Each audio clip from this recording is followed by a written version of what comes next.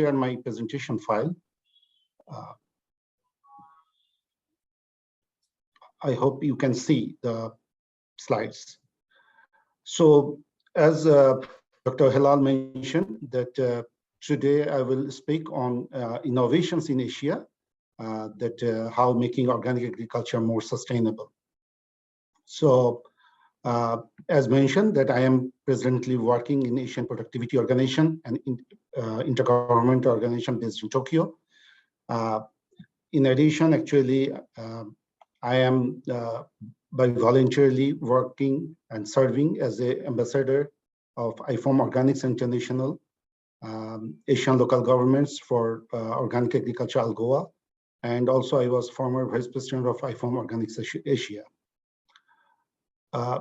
So before going to our presentation topic, at first I'd like to say something about brief on our organization, Asian Productivity Organization, that it is a regional intergovernmental organization with mission is to contribute towards the sustainable socio-economic development of Asia and the Pacific through enhancing productivity. APO actually established in 1961, and last year we actually celebrated our 60 years. It is a non-political, non-profit, and non-discriminatory organization, which current member economies is 21 from different Asia and Pacific countries.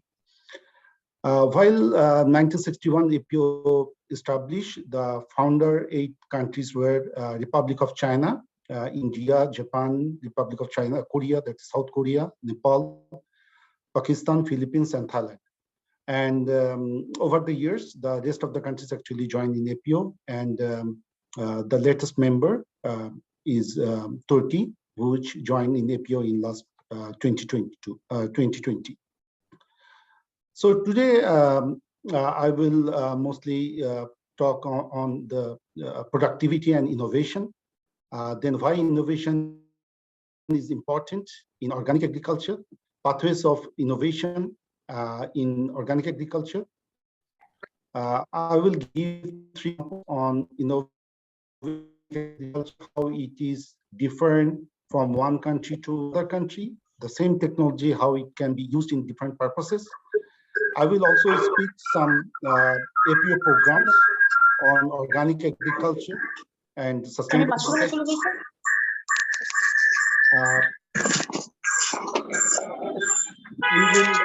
I will also speak on the health, immunity, and consumer preference on organic food. And finally, I will give some summary.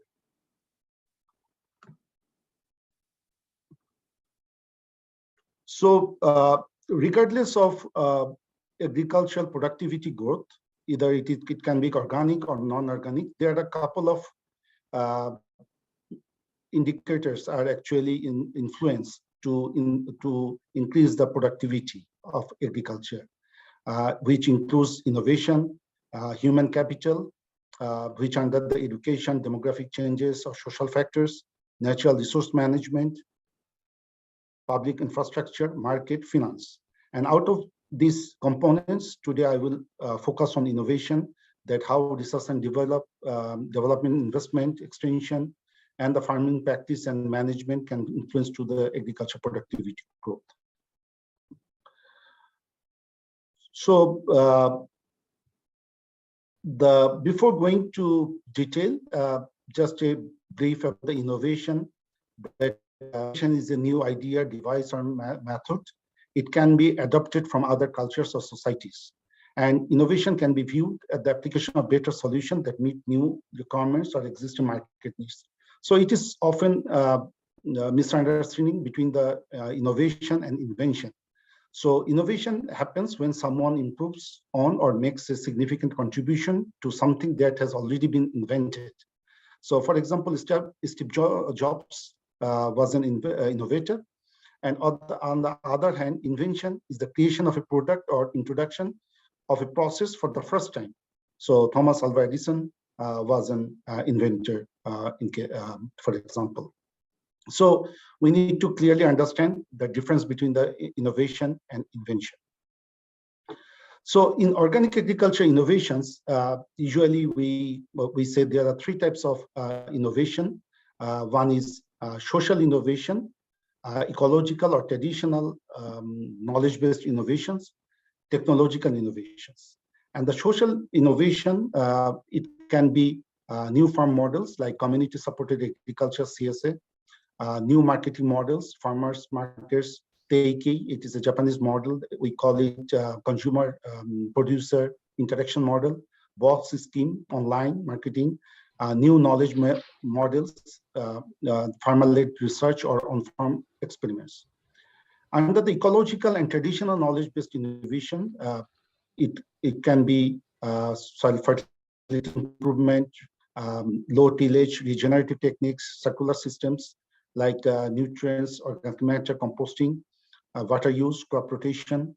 So these are the part of the component of the ecological and traditional knowledge-based innovations. And the technological innovations that can be part, someone tell this is part of smart innovation or digital innovations like precision agriculture, digitalization, biological plant protection, precise irrigation technology, blockchain, QR technology. So among the types of innovation, if we compare with the conventional agriculture, there is we can see some significant difference. For example, in organic agriculture, we mostly focus on the social innovations, then ecological innovations and technological innovations. On the other hand, the conventional agriculture mostly focus on the technological innovations, followed by ecological and the social innovations. It is not a very much thumb practice, but it is mostly the way of organic agriculture actually focus or highlighted the innovations in the sector-wise. So why the innovations actually can work? So it can be from starting from the production through the supply chain, processing, marketing, and up to the consumer's level. This innovation can be work, because all of you know that in the production level, there are many drawbacks or the problems there: poor extension work, quality inputs, low productivity, non-demanding production, and supply chain, for example, poor road infrastructure, lack of storage facilities, high wastage, multiple intermediaries, processing time, low processing, lack of quality, poor returns, low capacity utilization, and marketing also. There are a couple of problems and limitations. So everywhere, actually, from production to, or we can say farm to fork, there are a possibility to introduce the innovations.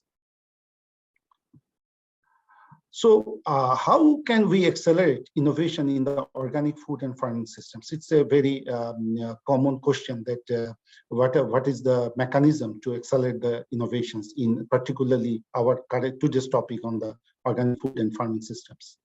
So it is not like a idea. It is also very much important to adaptation of the idea or the translating the ideas into adoption. It should be in practice, not in a theory. So the innovation is more than actually research. So for example, in case of scientific research, it might be result, interesting data, publication, or new insights or findings.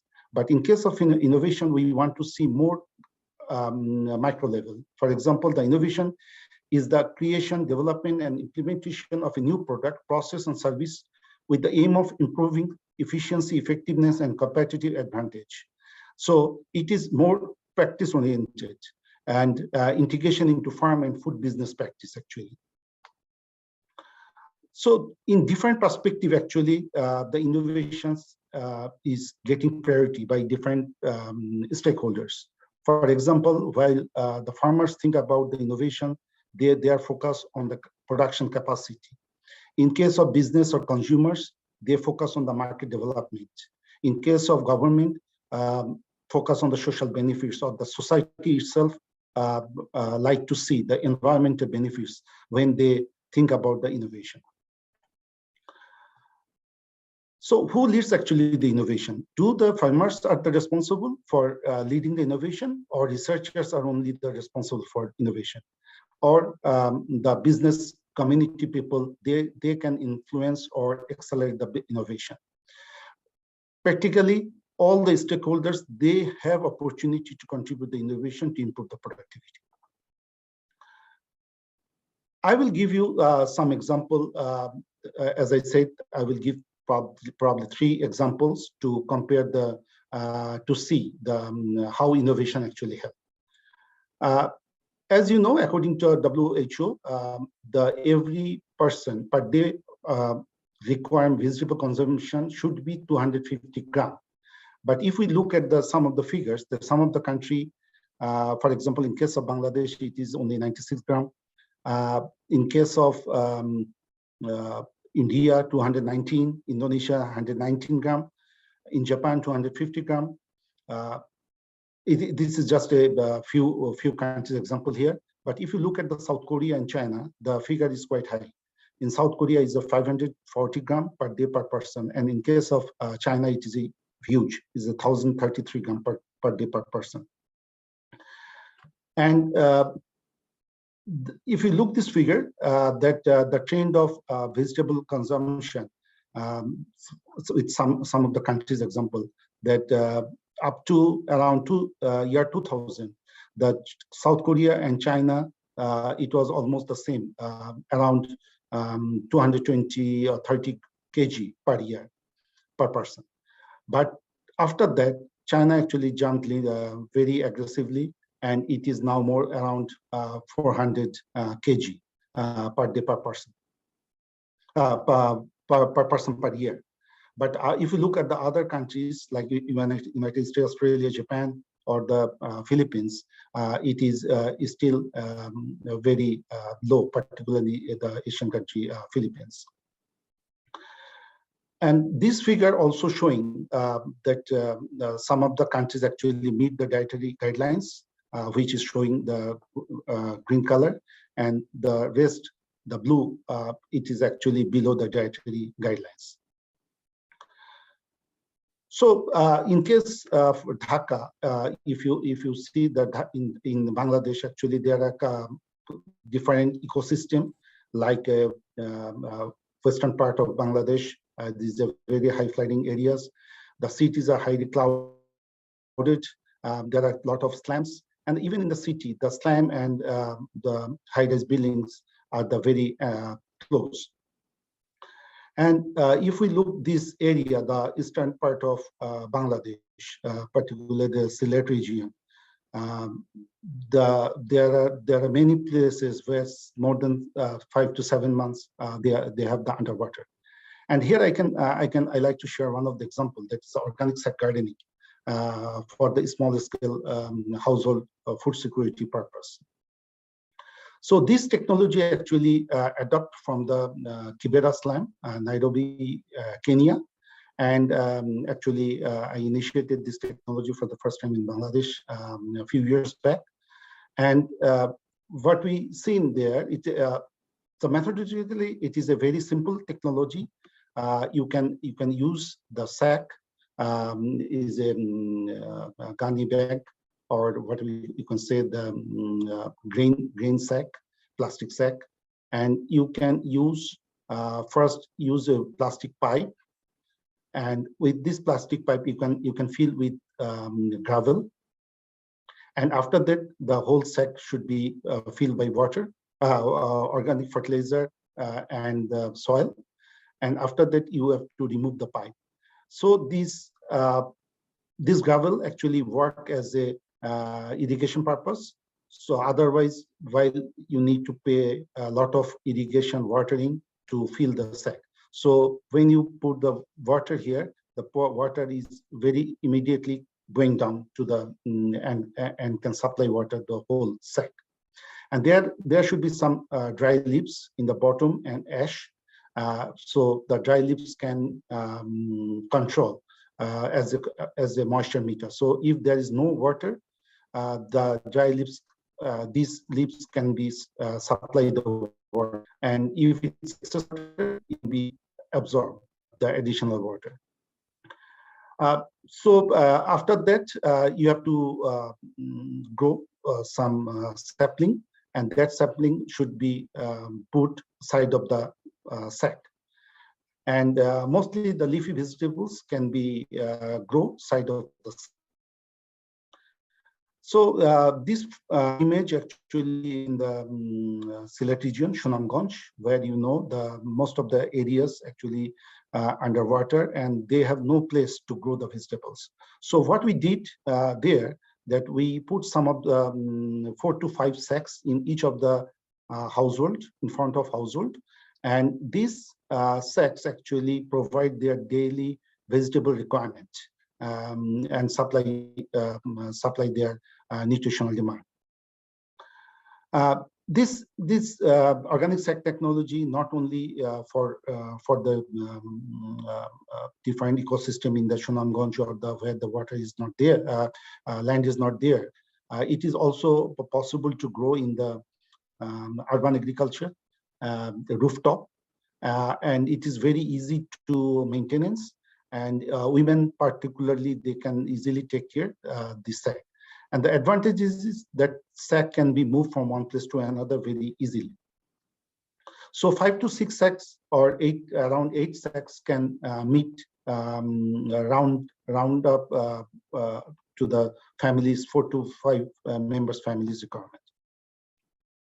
I want to give one very simple technology as a innovation, how it works. The integrated rice duck farming is a very old technology, but popular in many countries, in Philippines, Korea, China, and Vietnam, many other countries. And we actually started or initiated this technology quite long years back around the year 2000. 1998, actually, I learned this technology from Japan, and then we started while in collaboration of Bangladesh Rice Research Institute and Friends in Village Development Bangladesh, with the support of IRI, with the project PETRA, Poverty Elimination Through Rice Research Assistant Project. The interesting thing is this organic rice farming technology in Japan, particularly the Japanese consumers, they prefer the rice duck farming rice. And in the market, the price is quite high, this organic rice, which has grown from rice duck farming system. But in case of Bangladesh, while we introduced in Sylhet and some other places in Bangladesh, because the in Sylhet region, duck farming is a very popular business enterprise, and we incorporated duck farming with the rice farmers. So actually, in rice farming, actually the farmers, they need to invest throughout the season, and they only get the return when they sell the rice. But they have to expend their all requirements, daily requirements, like schools, their kids' education, health, their daily foods, everything. And this rice duck farming technology, while we introduced in that locality, we found that actually the duck you can release in the field till the flowering of the rice plant, and after that you cannot release the ducks. So at that time, the mid of the rice season, you can sell these ducks, or you can keep these ducks for the egg or meat purposes. So in the same field, you are getting higher productivity. That means you are getting rice, duck meat, duck egg in the same field. So in farmers in Bangladesh, actually, they are taking this technology as a poverty reduction method, because their profitability from the same piece of land is increasing. Same technology, the rice duck farming system, while we saw in the Philippines, the Philippines, they like embryo, duck embryo that they call balut. It is around 14 days, up to 14 to 18 days embryo they actually prefer. And in Philippines, organic rice duck farming, the ducks, their eggs, it is selling as a business enterprise. And it is a big business model in Philippines, particularly the area in Cagayan de Oro and some other places. And they actually make a very big, good business for making and by organic balut production. So you can see the same technology it is getting benefited or taken by the consumers in Japan as the organic rice, higher price they like to spend. Even in Bangladesh, it is a poverty reduction, and in case of Philippines, it is a organic egg production. So the same technology, what I mean that it can be applicable in the different countries, different locality, different perspective, but that innovation can be multiple use of depending on the situation. I like to share with another very simple technology innovation that also we actually started a few years back. That is the zero energy cool chamber. As you know, that in many of the rural areas, the farmers are very difficult to preserve their products. And what the problem is happen if the weather condition is bad, and if they have no buyer, they could not preserve their products even after the harvest. So a huge poriman foods or the vegetables or fruits, flowers that can be actually wastage in different ways. So actually we, with support of Bangladesh Agriculture University, we developed one of the technology.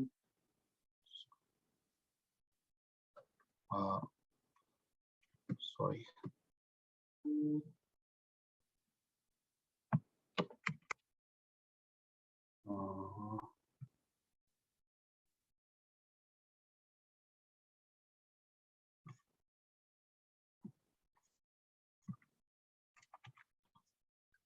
Sorry, maybe something happening here. What is the problem? Sorry, I couldn't understand. Let me see. Let me stop the share so that I can share again. Maybe something happened.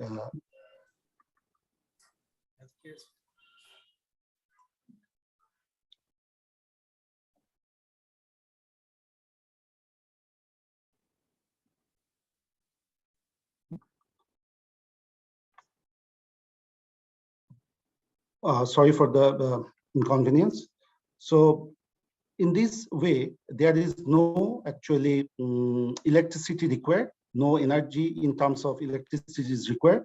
And there's a small jar you can use for watering purpose.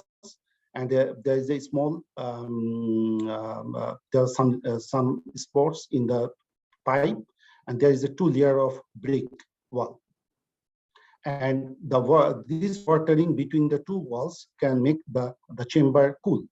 And in the ground, there are some gravels, which also make this storage simple and very cool. So you can fresh a couple of days, so that expect that the weather will be better, the plant can be available to each farmer's place. It is a very simple and very innovative technology using some of the countries in India, Thailand, and also we started in Bangladesh a few years back. So the issue is that, for example, okra or lady's finger, if you usually can keep in the room temperature 4 days, you can keep the cool chamber around 8 days. Or in brinjal, it can be extended up to 10 days, chili 10 days, pointed gourd 8 days. So the different vegetables actually can keep in the cool chamber the longer days compared to the room temperature, usual condition.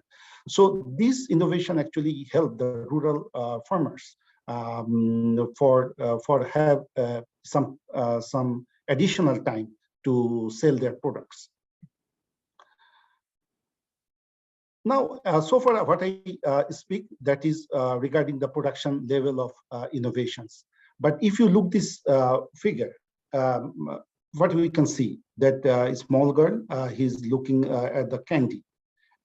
And she actually, that is her freedom, that whatever she likes, she can take it. Depends on the size, or it can be the design, or it can be the colorful value-added product. So she's a customer, or consumer, and she actually can select the product. So what we can see or can say that whatever the innovations in the production, but it is the consumer actually, the customer is the king. And what the customer actually like, we, the producer, needed to be supplied. And that the recent trend that the market strategy and the market actually understand the consumers or customers' requirement and preference. For example, in the current COVID situation, if we see that according to WHO, that a healthy diet can actually prevent fighting and recovering from infections. And you know, in the current COVID pandemic situation, it has a big positive impact on the consumers and the policymakers to considering to getting the more nutritious and the safe food from farm to fork.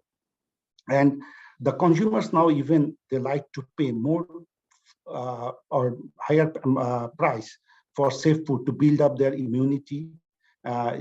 Of course, it depends on the incomes, job security, or likelihood of long-term recession. But overall, it is very much understandable that the consumers are now getting more safer food than before. I like to give some examples with some data from USA and from Asia. This is the latest data from Organic Trade Association, just 25th May last year, 2021. And it shows that after the pandemic comes, actually, the organic sales is increasing, increasing a lot. And it's jumping over 12%, the sale. Particularly in the organic food, it is around 13% growth happened. And non-organic, non-food organic, such as cosmetics or textiles, it is nearly 99% growth. And this is the first time the US history that the overall sale of organic products reached to cross $60 billion US. Even in Asia, if we see some of the data, for example, in case of Alibaba, you know, it's a very renowned e-marketing platform, and they said in China and in Asia, it is a booming of the organic and the safe foods due to after the pandemic starts. And there are some also reports that organic consumer demand is increasing as a long-term impact on health crisis. There's a very interesting thing what we observed, that after the pandemic, there are many small-scale, medium SMEs actually closed due to the recession or the different economical problem. But fortunately, there are many organic and safe agriculture, safe food related outlet opened during this last 2 years pandemic time. So it has a very good indicator that the consumers are now actually prefer more organic and safe food, and actually the producer need to supply meeting. There are also, I like to share some of the challenges. Meeting international meeting. If you kindly mute yourself, that would be good. So what I'm saying that there are a couple of challenge for the supplying of the organic food, because when you know there are market demand comes, there are some malpractice or fake businesses actually also come. For example, in the regular market, it's very easy to go.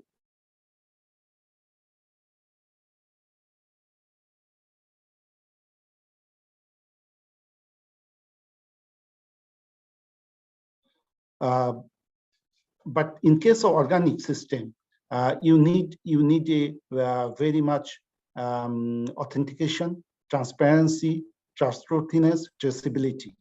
And otherwise, there are many organic growers who actually not following the correct standard or principles, but they are actually acting a big role in the market, because the organic food consumers, it's a niche market.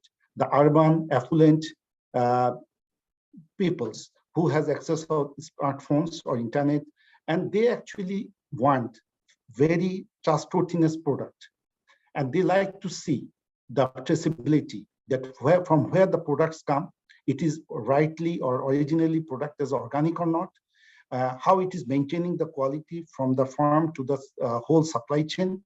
So this is nowadays is getting a big concern of many of the countries.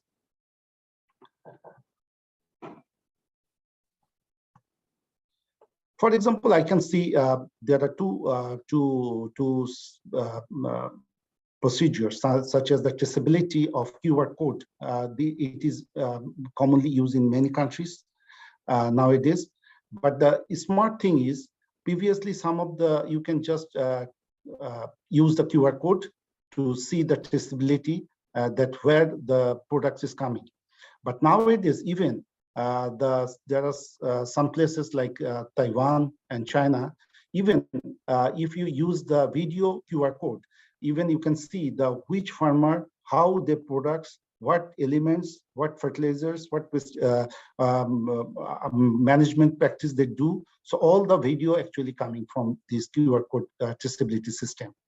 And there are another local certification system that was developed recent years, participatory guarantee system, PGS certification, which is domestically certification system, which also some of the governments also taking as a local certification scheme, like India or Philippines, they also support PGS, and many other countries also nowadays they are supporting PGS scheme.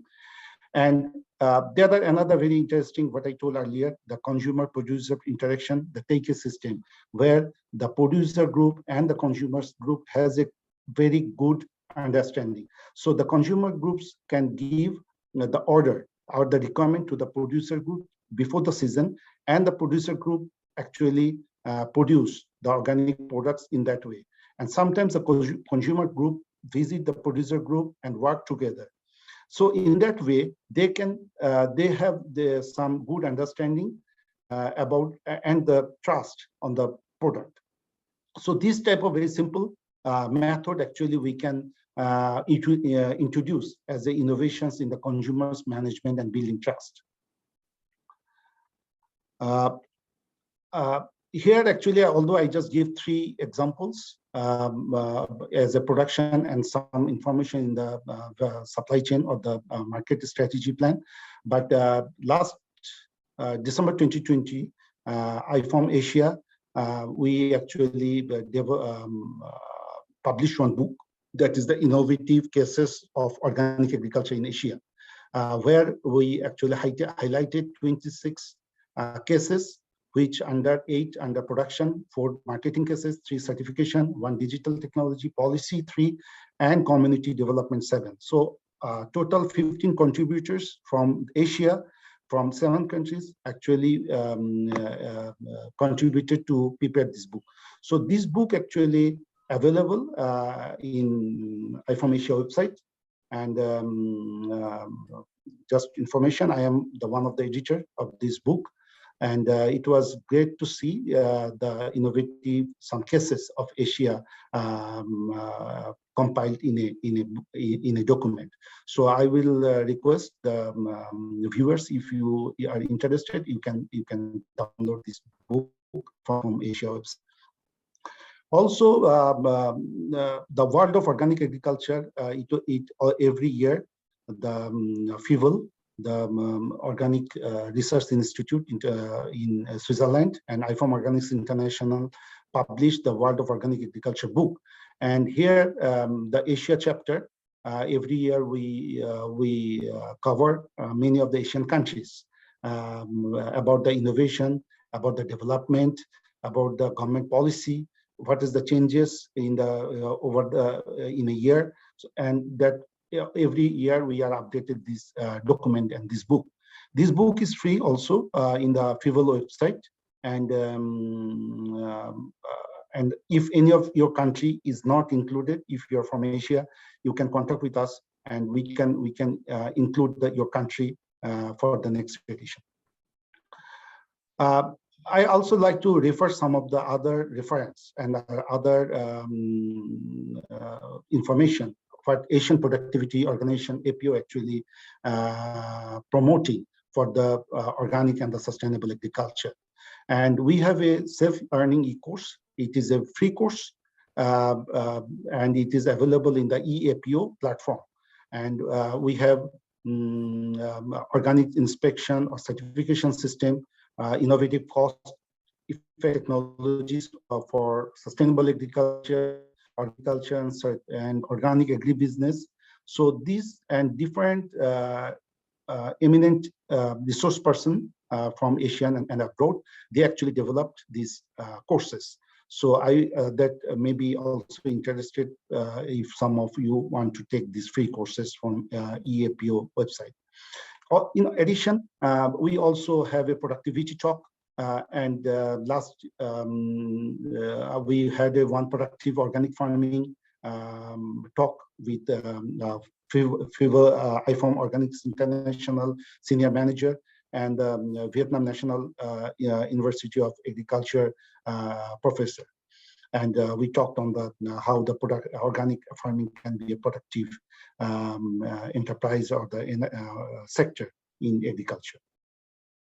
In addition, we have another very interesting approach for demonstration from to support the member countries to make higher productivity. For example, in related with the organic agriculture, we had a project transforming chicken litter into value-added commercial products in Future Farms Limited in Fiji.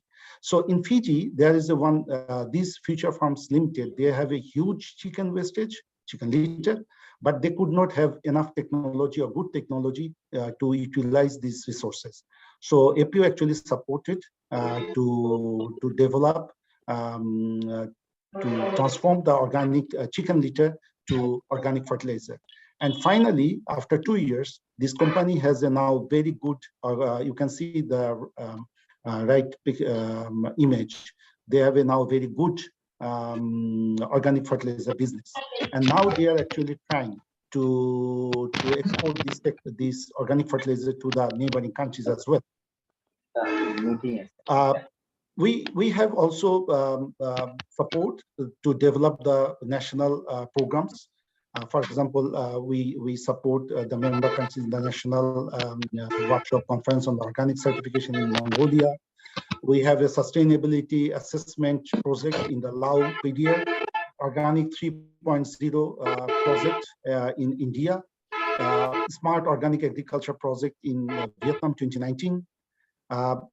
We did organic certification course in Islamic Republic of Iran in 2016, organic market access conference in Philippines, and so on. But here I like to highlight one of the important course that we support. So we launched organic leadership course for the young generations that to make them aware and to bring them in the organic movement. And with the support of organic, IFOM Organics International Asian Productivity Organization, APO actually conducted 3 at least projects in Bangladesh 2016, Cambodia 2018, and Mongolia 2020 for the organic leadership course. In addition, we have a very important signature event for the biofertilizer and biopesticide conference in Republic of China, Taiwan, starting from 2016.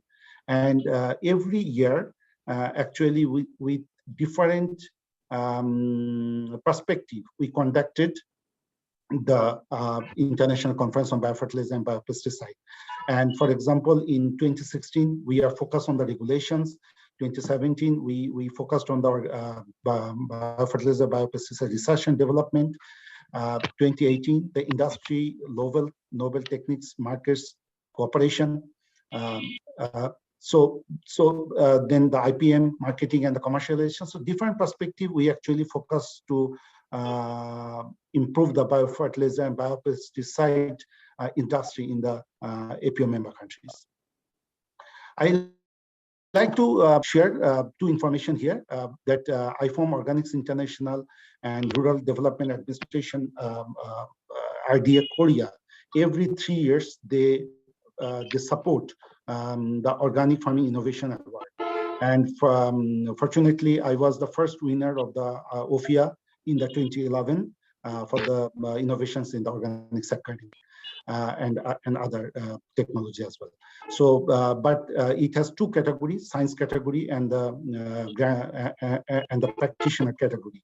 So, I will request the viewers, if you have any innovations that you like to share with the international community, you can approach, can apply to the IFOM.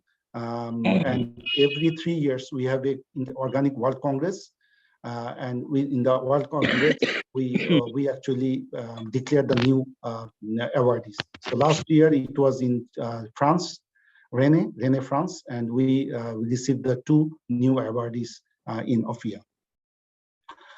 There is another innovation award that is called the HIVOS Social Innovation Award from the Netherlands. They also have different category of supporting the innovations. And in 2014, I also one of the recipient of Social Innovation Award in HIVOS. So finally, what I like to give you the message that the important thing that we need to consider, that the practicing food safety hygiene is more important than ever, especially in relation to the host immunity. And exploration of safe food and organic food is building host immunity. There are many scientific evidence also that it shows that organic food actually help to more immune in the body. And preventive and problem avoiding solutions are prevailing. Therefore, social and ecological innovations are very important. As Dr. Halal also said, the inclusiveness is one of the very important to support the community.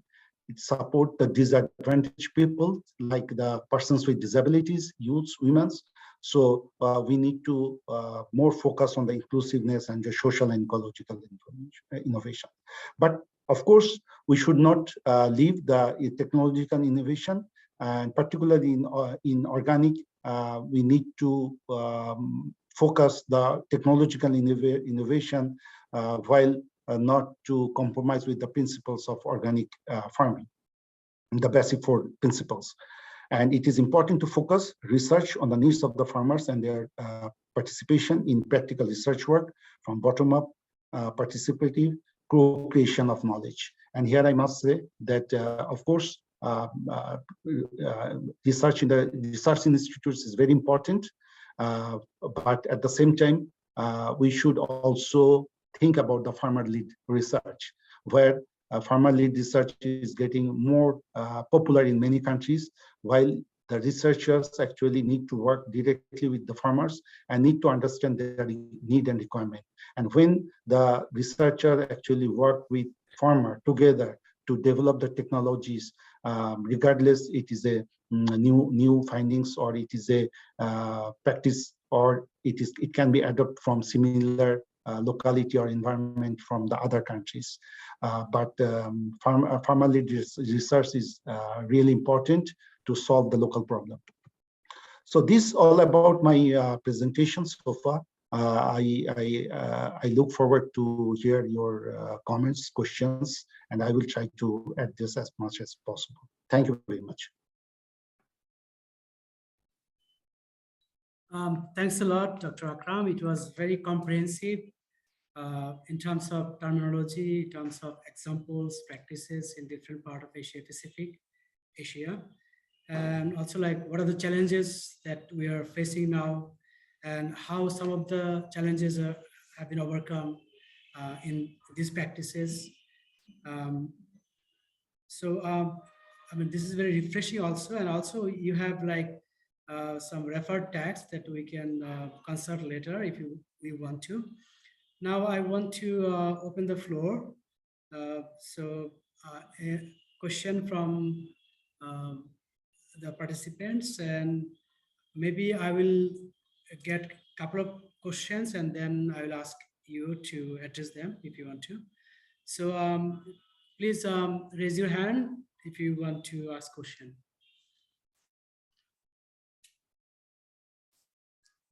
If I see that there is no hand is raised, then I have to ask question, because I have temptation to ask many questions.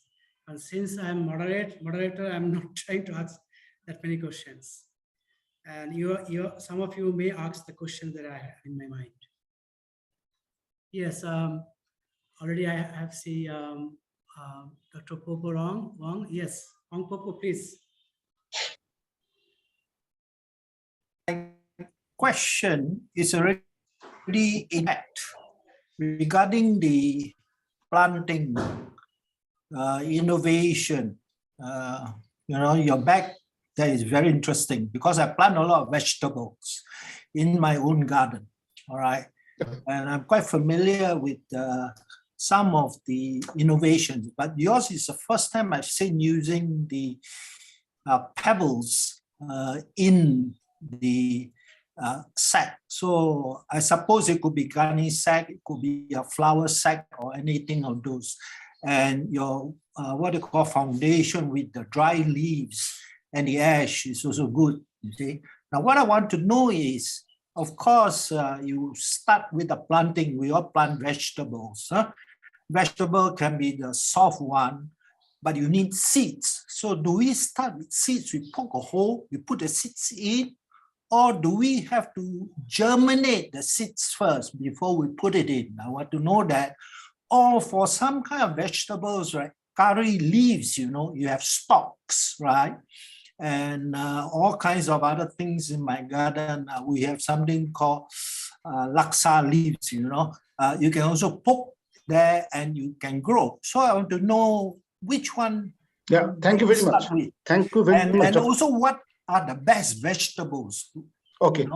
Yeah. Thank you. So thank you very much, Dr. Professor Wong, your nice comments. Actually, the first of all, I must say that yes, you cannot directly put the seeds in the sack, side of the sack, because one of the problem is the direction.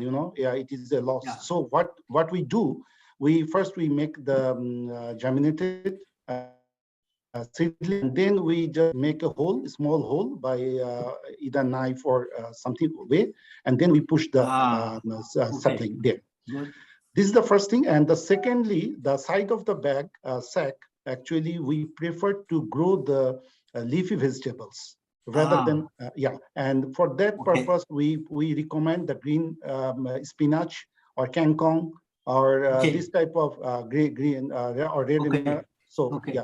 Good. Thank you. Thank you very much. Good. Yeah. Second question. I have seen someone raising hand. Please give your introduction and then ask the question. Okay. Thank you, Mr. Chairman. I am Dr. Mohammad Sirajul Islam from International Rice Research Institute, ED, in Bangladesh office. Yes. First of all, I would like to congratulate Dr. Tanveer for giving such a wonderful, the webinar on the organic farming and the innovations. Especially, he focused on the Asian innovations. So that is very much, relevant in our context to participate in this workshop.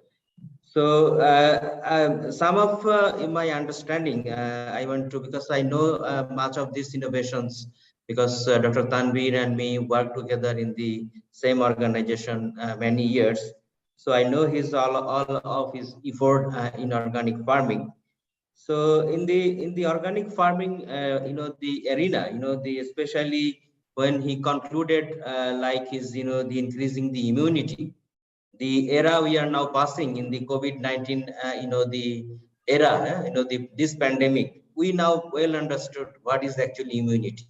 So how this, the organic food actually increasing our immunity, it is unquestionable now. So that is very good initiative that with these interventions, we can increase our immunity. And my question is that in country like Bangladesh, where, the regulatory issue is very important against the forgery. You mentioned about some of the things and how you can check. So that need to be well addressed, because the forgery might, the hinder all the good effort of the organic farming in Bangladesh. A country like Bangladesh, I'm not saying especially Bangladesh, but country like Bangladesh where this type of the food laws is not well established yet.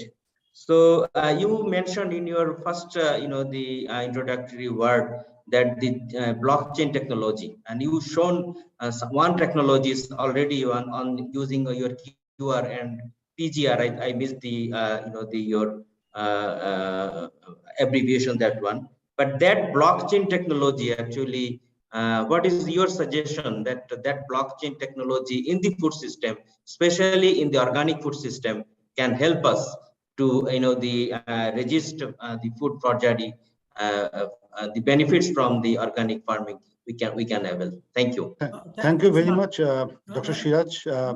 No, thank you first. I'd like to thank you. I can take another question and then I can come back to you. Another question from someone else. I see raising hand. Can we go one by one so that?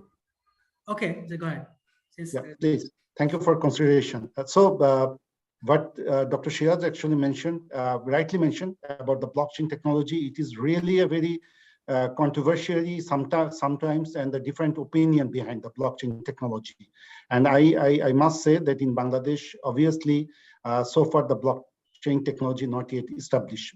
Particularly in case of organic, it is a really sometimes it is a very much questionable, where many people say that if the data is rightly not inserted, some people say garbage in, garbage out. So if the wrong way the information is coming in the ground level, so in the consumers level, in the whole blockchain level, the output will be very wrong output will become.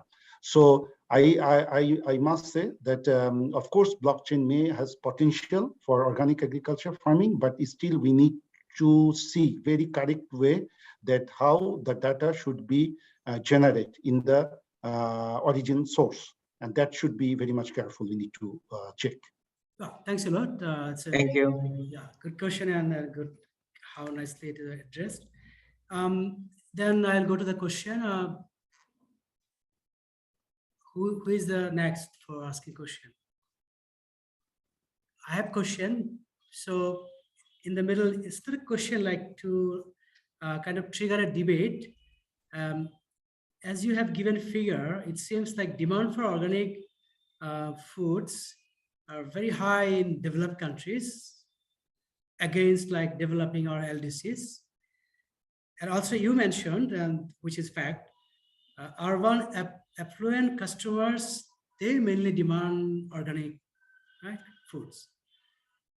Then the question is like third component of sustainability, it was inclusiveness, right? I mean, not the second one. So if it is not inclusive, it is only for the highest, I mean, the richest section of the population in a country, then can it be sustainable? This is one. Yeah. Now, I first like to thank you, Dr. Hilal, that raised this issue. Actually, what I mentioned in my presentation that so far, mostly the urban and the affluent people, they are the main customer, and it is, as I mentioned, it's a very niche market. But of course, we want to provide everyone food, at least safe food. Let's come to the organic later because it has some standard and some principle behind. But we, of course, we'd like to provide the safe food to the people. But you know, in policy level, or in general, the mandate is to feed the people first. It is the matter of the food security. Food safety is coming later. First, you need to ensure the people's to feed the people. And in the latest example, if I given from Sri Lanka, the Sri Lanka government last year, they declared to country convert to the fully organic country, you know. And what happened, I mean, even they stopped to coming all the shipments of the chemical fertilizer and pesticide, they blocked that one. And certainly that decision actually have a big problem to the Sri Lankan food and food security, because the prices is getting high in the food market, and it was getting a very bad social problem. So what the government is suddenly back, and they now going to transform the country organic with some phases. So actually we are advocating that not to suddenly transform to the chemical to organic country, but you need to go gradually with a concrete, with a short-term, mid-term, long-term process. But of course, we need to ensure the people's safe and quality food in a long run. So our idea is obviously that is the process. To supplement this question, like you mentioned, like here, higher price for safer organic food. Obviously, because safe food, it comes at cost. If quality doesn't bring high cost, then everybody should produce quality, right? Organic food. Now, if we want to, make it available to mass people, then we need to reduce cost of production, right? That is, we need to increase productivity in organic. So in terms of productivity increase, there should be innovations and inventions, I think. Now, as you mentioned in your terminology, like for invention, like Thomas Alva Edison, right? And Job Steve is like for innovation. Now for invention, we know that there is property rights, but for innovation, what is there? If I innovate something, spending some cost, immediately others can imitate me, and then they can produce them. Now, what to do in that regard? Because if cost is very high, then those who are producing, they will produce, low quality foods. And as Shaikh says, supply creates its own demand. And we see in Bangladesh, there are low quality supply, and then they are demanded by people and they're consuming. So in that regard, what can we do? I think mostly first, regardless it's Bangladesh or other Asian countries, first important thing is the awareness building to the consumer, awareness to the farmers, and the most important driver is the government. That how the government is planning to bring the safe and organic food in the market, because unless while you example like Bangladesh, is still you have no organic policy, you have no own government standard. So there are many multiple players actually acting in the market, and which is not truly follow the organic principle, or nobody actually checking proper way that how the organic actually produces, or it is coming in the affluent market. But in case of export, there is a check that to follow some guidelines and the principles and the standards of a importing country.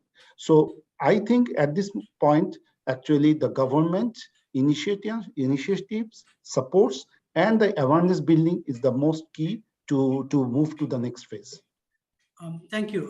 Then Dr. Harvey Dimani. Yes, sir. Very simple question. I was working on organics in Vietnam, and we had a big debate about whether we were going to talk about organic or we were going to talk about safe. And the regulations, the standards, of course, for organic, for the small farmers growing their vegetables in the outskirts of Hanoi, were much higher than safe.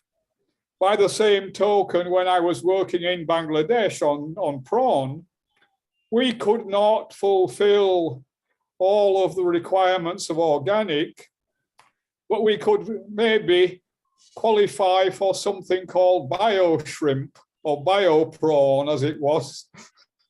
What's the difference? Thank you. Interesting question. Yeah. No, thank you very much, Dr. Harvey. It is a very interesting and very realistic question. But if you look at the broader picture in the two way, there is a customer in the world, regardless in the country, they want to get the certificate or they want to get a proper evidence the product I am taking is a organic, for example.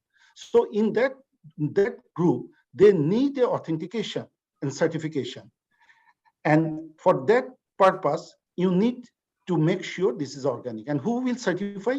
Either it can be a third-party certification or it can be by a domestic certification. This is the one thing. But I totally agree with you that many farmers in the world, they don't want to get the certification because their question is why I need to spend money for the certification. Sorry, it's not a question of we don't want to. We can't because we can't afford it. Yeah. So if the question is, I understand your question, I'm coming there, that if we can reduce the cost of the organic product, and when simple certification or simple traceability can establish in a country, then I am sure the organic farming will not be a so higher price compared to the conventional system. Because one of the thing is the organic farming, you know better that some of the components like organic fertilizer, you need a huge effort, huge amount, yes. And that is the why that they should want to get some of the premium, you know. But when it is a commercially organic farming will come up, definitely the cost will be reduced and it will be very much compatible with the normal or conventional product. I totally agree with you, but I think at the same time we need to focus on research, and that's why research is important to reduce the input cost of any production system. Yeah, your last point was that we've got to think of the farmers' needs. Yeah. And for many farmers, they cannot afford the certification.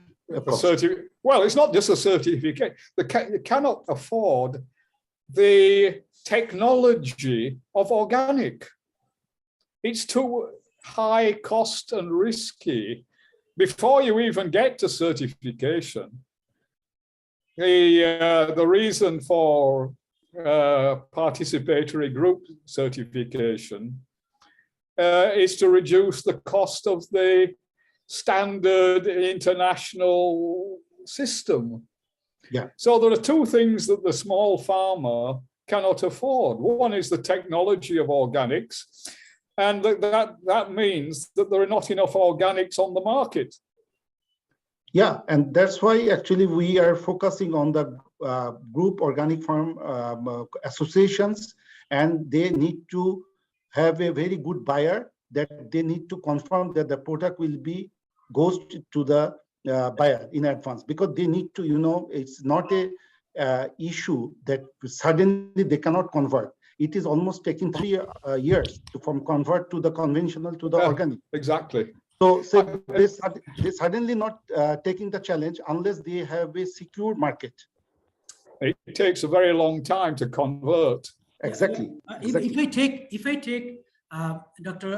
Dimen's question, and then I have a supplementary question, like there is a huge differential in terms of productivity between traditional and organic farming, right?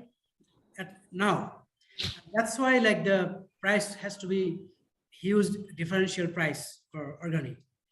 Now, if like safe versus organic, I mean, is the like dilemma for government, and government have limited resources, then should they focus on organic or should they focus on just safe?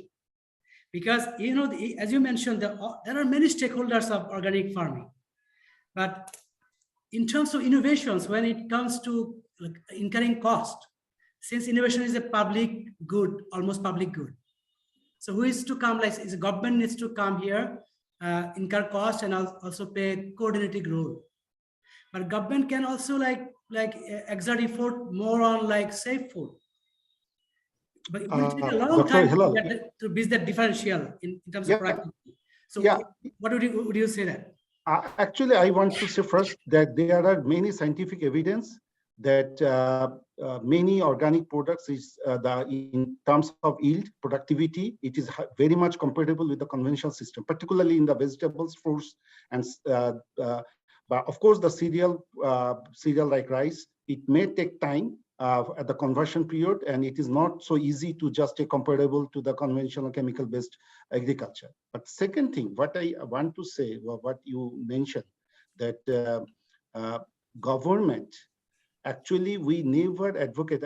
I given the example of Sri Lanka. The government, what they need to make is some platform that at least the people who want to buy, or there are some enterprise like organic shrimp, organic honey. There are some products already Bangladesh actually. For example, I'm giving the example that organic shrimp is exporting to the many Asian, European countries. Wild honey is exporting. Different type of other products also exporting from Bangladesh to other country. So if organic tea also very much, Kaji and some of the groups, they're already exporting organic tea quite long years. So what I want to say, that I don't want to say that you need to convert the whole system in a day, but you just take a process so that, as Dr. Harvey said, you cannot just to give the technology to the farmers. So if the farmers giving enough effort to growing the organic, but who will buy if the supply chain is not ready? If the buyer is not ready, or the consumer has less trust on the product. So you need to establish the whole system perfectly. And then actually we can say that, yes, now it is the organic. But otherwise, as I said, there are a lot of challenge, but we should not go very quickly. Is there any other question from the floor? I'm coming back to Dr. Harvey later, Harvey Demain. Is there anyone else to ask any question? If not, then yeah. There are a few hands raised, so we can probably take questions from them. Yeah, Victor, Priyantha, you can ask question. Yes, thank you very much. Thank you very much. First of all, I must thank to Mr. Tanveer. I think, can you identify? I am from Sri Lanka. I am a secretary for the Lanka Organic Agriculture Movement. You are the one of the panel for our agriculture course in Sri Lanka. That is the first one. So I am. It's another question, just to comment on Dr. Tanveer's statement. That is totally correct. What happened in Sri Lanka, even the people who have done organic in last 30 years, we advise to government not to go advance. So that mistake done by the government, earlier they didn't support. The second one I want to mention that the cost of production. If you are doing organic farming really with the high technology, the new knowledge, the innovation, cost of production can be reduced even less than the conventional. We have experience. The other one is the certification. As the Dr. Tanveer explained, that is very important. Even for the local, we can have a participatory guarantee system. And even for the export, if you go for the group certification, the cost is negligible. We have experience more than 30 years. So as Dr. Tanveer said that, please go step by step. First of all, we have to develop the knowledge, and we have to develop the knowledge with the consumer also. Thank you very much. This kind of having this kind of sessions, even as a Sri Lankan, we would like to share our experience with Bangladesh, because I was in a Asia convener for Intercontinental Network of Organic Farmer Association. So we will, as a whole, organic lovers, we can help to you also with Dr. Tanveer. Thank you very much. Yes, I have a question to you. Just a very nice intervention, and very hopeful and I mean optimistic scenario that you have given.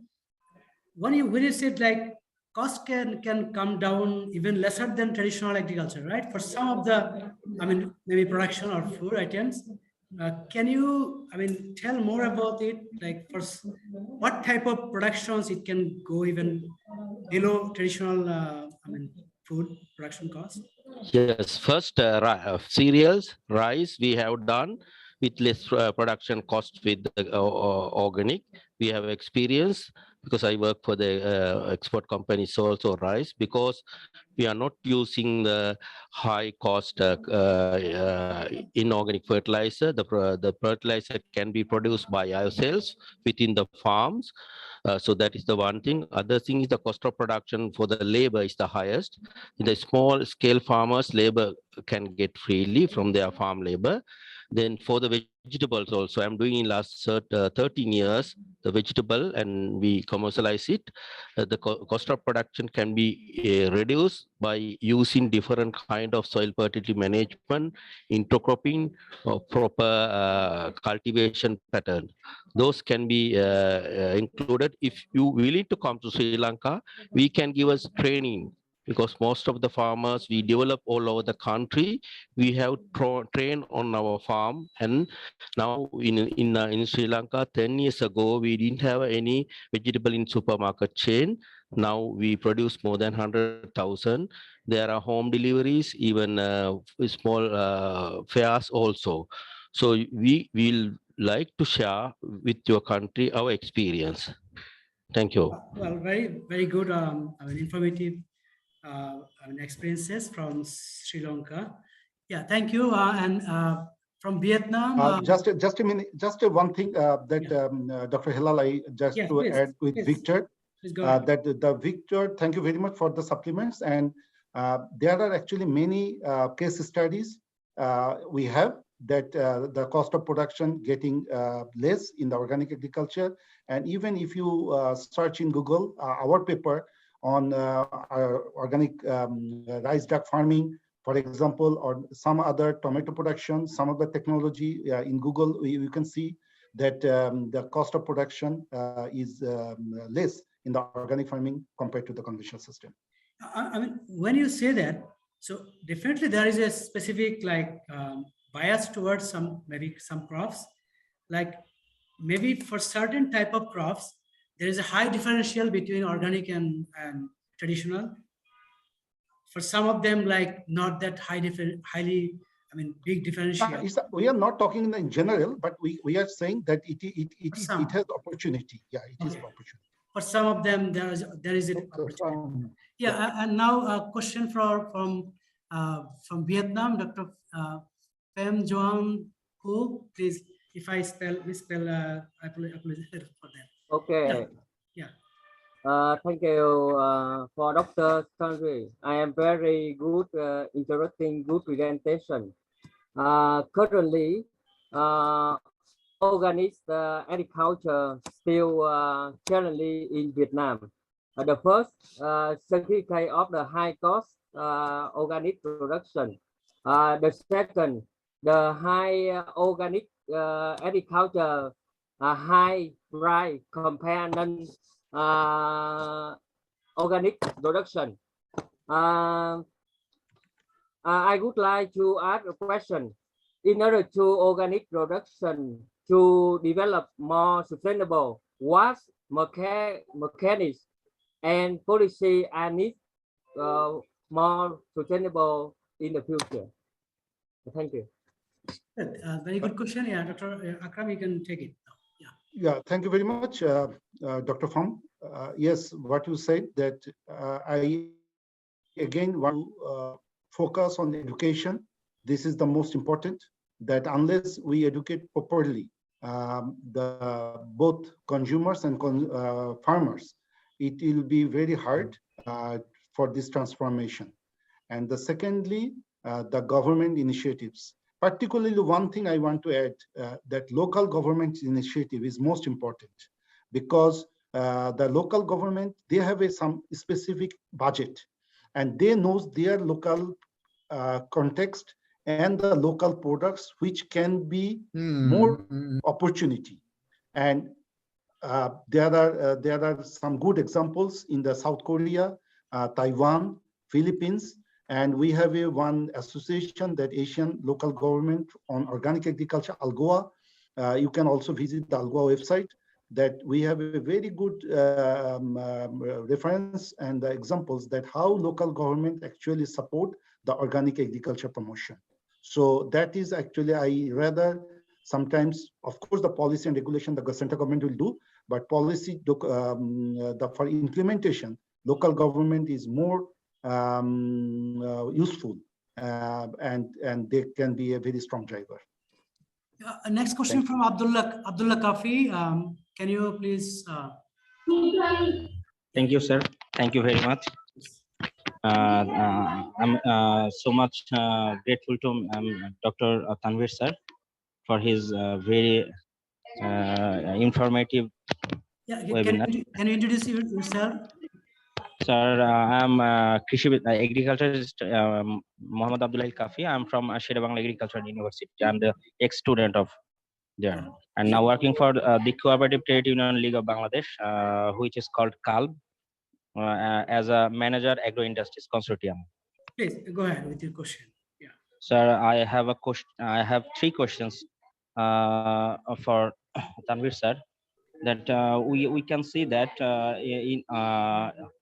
in comparison that inorganic fertilizer has the higher percentage of nutrients than organic fertilizers. So if we meet the want to meet the that level of nutrient demand, then we need to use the more organic fertilizer. So what how can we reduce the production cost in case of organic fertilizer?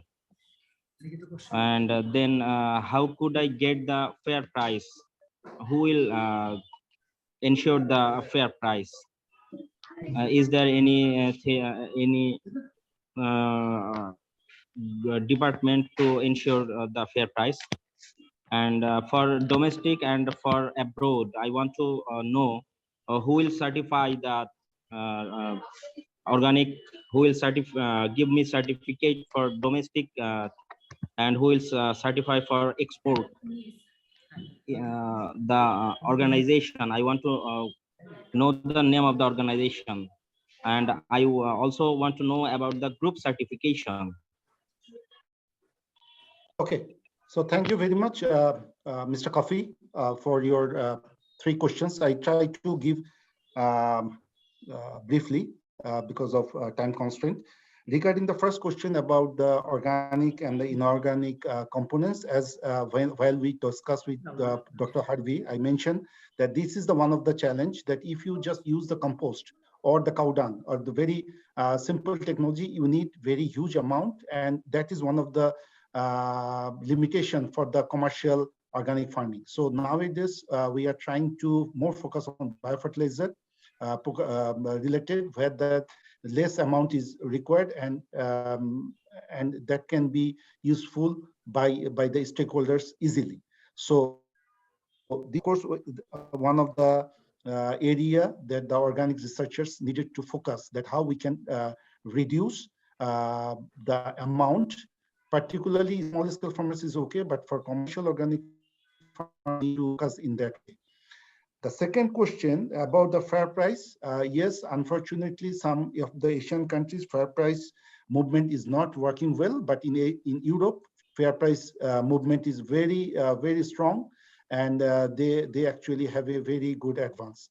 But probably you know that the true cost accounting is a very important issue, that while we calculate the organic, we need to calculate the how much we savings the ecology, how much we contribute to the environment, how much we save and contribute to the other things, and the carbon footprint, for example. So the true cost accounting, TCA, is nowadays is a very important part of the organic farming or the organic movement, and the organic researchers and the movement peoples, they need to address the true cost accounting while we are debate with the conventional system, because people have to understand not only the yield calculation or the price, that how much what Dr. Hilal said, that the production cost. So when you calculate the production cost, you must also calculate the true cost accounting, that how much other way organic agriculture or farming is contributing to the society. The third question about the PGS, the export, for export, as you know, that there is a required the third-party certification, which actually the third-party certification group will check and inspect your field, and they will certify it according to your product while you export to the certain country. For example, if you send to the European Union, you have to follow the European Union guidelines standard. If you send to Japan, you need to check the Japanese organic guideline. So the third party actually check these things. And for example, here I can see one of our colleague, Sandeep Bhagarva. He is here. He is actually the owner of or the CEO of the OneCert company. And OneCert actually one of the international certification body, which actually also working in Bangladesh in the tea and some other sector. And OneCert is one of the lead certification agency in the global. With others, obviously there are many certification. I just give an example with the OneCert. And for the domestic, there are commonly used the participatory guarantee system, PGS, and PGS also have the group certification. There are many countries. Before earlier I gave example that the PGS actually established, and in Bangladesh also we have the PGS Organic Council, but it is somehow still it was not developed in that structured way due to difficulties of the maintaining the transparency in the supply chain.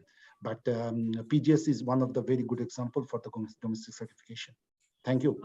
Thanks a lot. We are kind of like at the end of the session, and it was very lively, and it is optimism from this presentation that we have got, and also from experiences shared by Sri Lankan. I'm sure that they have looked for all the options when it comes to organic agriculture, and they reviewed all the options. And when they are saying there are some optimism about like gradual transition to organic agriculture, and I do believe that the transition cannot be overnight. I stayed 11 years in the US for my education, and I have seen all the time organic foods are sold in supermarket. Spot market is entirely dominated. I mean, I shouldn't say dominated. It's entirely served by the traditional agriculture. So it will take time. For now, it is like upper echelon of the income. They have demand for, this organic agriculture. Even in Bangladesh, I see like even in like the middle class, upper middle class, they want to go for organic food. But the problem is like identity preservation, as you mentioned.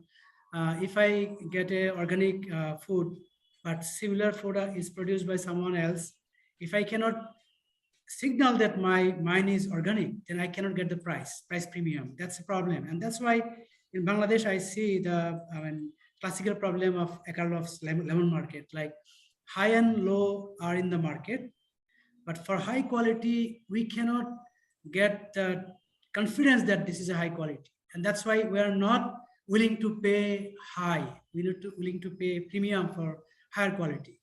And that's why lower quality is all over in the markets. Now we see like in superstores, like people are trying to create brand and kind of like showing identity of organics. I think gradually it will improve. But all along the story is, definitely saying like over time, we'll see a huge surge in organic food. And currently because of Corona episode, I know that people suddenly become health conscious, and that's why demand also jumped in developed countries. Also in Bangladesh, I have seen among my friends, they're kind of like focusing on organic agriculture, because their perception is even if like scientists certify other foods as safe, but they feel organic as food are safer. So that's all for today, and we'll look to the next one, and I will give it to Aisha Jasmine to provide information about the coming presentation. And last of all, I want to thank Dr. Syed Tanveer Akram to manage time in his busy schedule, and also all other participants from different countries to get hooked up and then also share their ideas and share their questions. And hopefully we'll join you all in next presentation. Thank you. Thank you very much. Thank you, sir, for your presentation. If anyone is willing to contact Dr. Tanveer later on with their more questions or opinion, he has shared his email ID in the chat box, so please collect it from there. As I was telling, there are some presentations coming on later on February organized by CIRDAP, so you are all welcome to attend those. Let me just quickly find out my slides.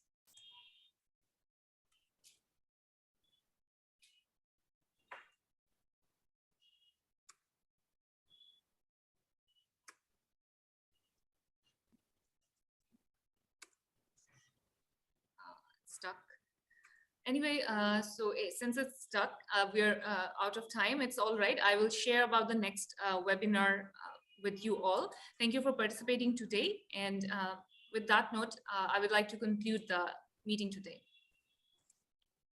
Thank you very much.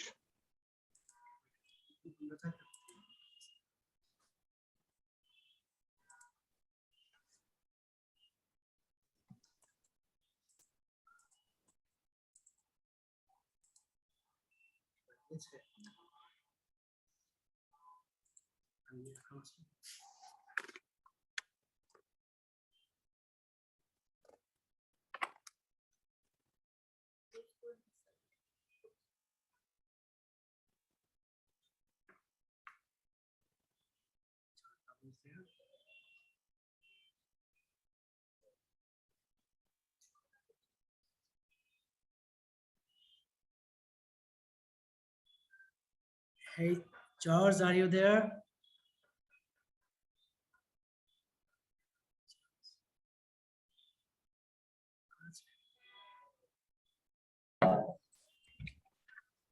Yes, how are you? I'm fine. How are you doing? Yeah, I'm okay.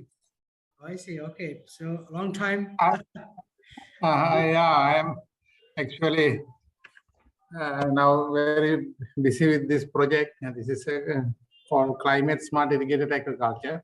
Well, I miss you a lot. I miss you a lot. Pardon? Because yeah, I too. During my time with you. So how is the current assignment going? Yeah, it is a little bit tough because of the situation here, the COVID situation and the staff, and we had to work with government departments. So getting them to work is a bit difficult thing, you know. They go through all these red tapes, bureaucracy. So I have to convince them, and this is mostly on the irrigation tank rehabilitation and agriculture both together. So you know, you're pretty strong and healthy, but are you okay in terms of health? Yeah, I'm okay. I'm okay. I have no problem with health. Corona couldn't touch you? No. It touched me. Though I travel a lot nowadays. Last 6-7 months, I had to travel a lot all over the country, but I'm fine. Oh, I see. Okay. So good luck. I like, after a long time, I see your face and your laugh. Okay. Thank you for that compliments. And I try to come there one day. Definitely, I will come to Bangladesh. Sure. One day to see you all again. Sure. If you come, then it's very good. And also, I hope I may also go to visit Sri Lanka sometime. Sure, you are welcome. Very welcome. You can come. Now the flights are on, so you can come and let me know, and I will do all the needful. Sure. Yeah. So so good luck with you. Okay. Same with you. Sure. Thank you.